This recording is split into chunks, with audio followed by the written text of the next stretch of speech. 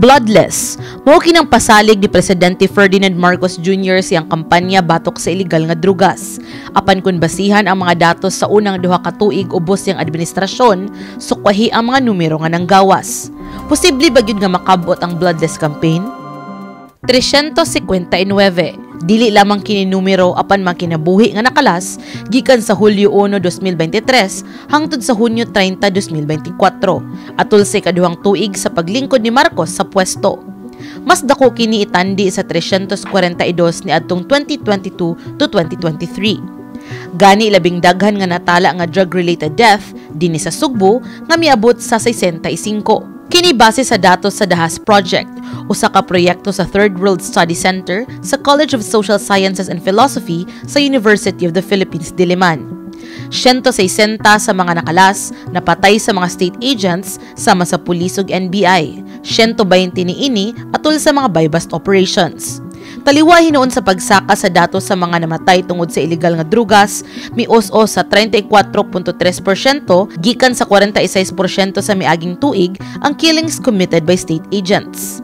Kini nagpasabot ba nga hinay-hinay na nga nakabot sa kapulisan ug PIDEA ang bloodless anti-illegal drugs campaign dinhi sa Central Visayas. Gibutyag sa tigpamaaba sa Police Regional Office 7, Police Lieutenant Colonel Gerard A. Spelare nga ang ilang kampanya aggressive, focused, analytical ug human rights adherent. Never been the policy of government to resort into extrajudicial means in implementing our anti-drug campaign. No?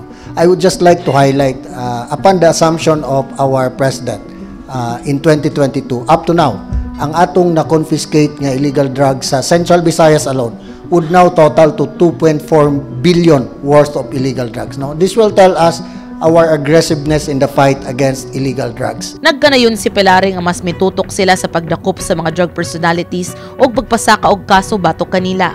Sa rehiyon, naa sa 99% ang conviction rate sa drug cases o gipalig sab sa PNP ug ubang ahensya ang drug clearing operations nga miresulta sa 70% nga cleared barangay sa Central Visayas. This will tell us nga ang atuang mga operations na agyoy ebidensya nga nakuha, no? This will negate katong sa una nga mga allegations nga ang atong operations are not done in accord with law, no?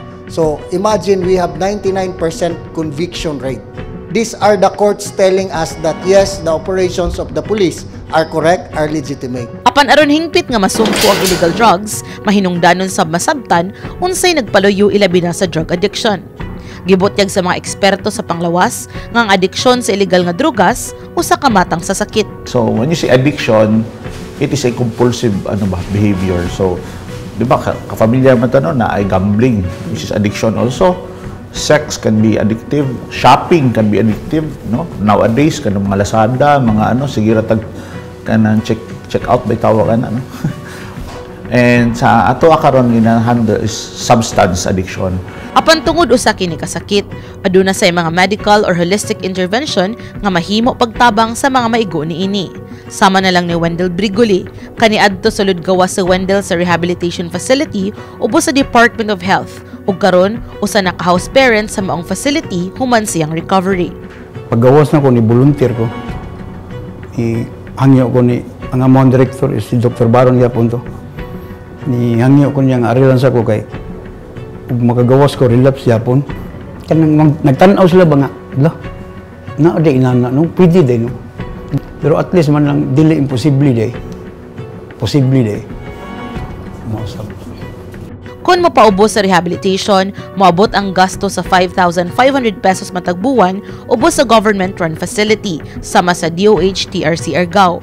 Samtang 35,000 pesos matag buwan alang sa pribadong rehab sama sa safe haven dinhi sa Dakbayan sa Sugbo. Panghinaot ni Wendell nga sama niya unta tanan nga mga persons who use drugs mahatagan og lang higayon nga makabalik sa komunidad. Nga way kinabuhing makalas, igo lang sa pagbag-o. Kini si Angel Café Sanyal alang sa MyTV Cebu.